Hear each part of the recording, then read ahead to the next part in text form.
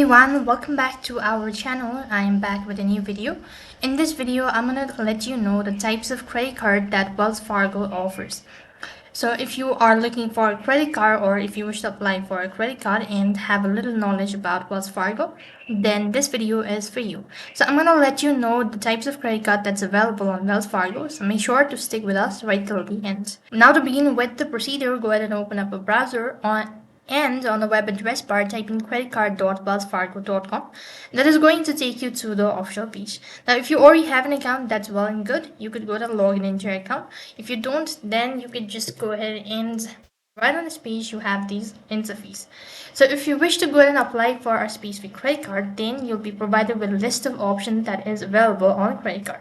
So here when you go to the official link as mentioned earlier, you'll be able to find a list of credit cards. So here you can see there are different type of credit cards. So if you wish to go ahead and know more information about it, then you just press on learn more and then you can go ahead and get the information. So when you press on it, it's going to take you to the info section page. So here you'll be provided with a list of information and what sort of benefit, rewards, or what profit it's going to offer you while you apply for the following card.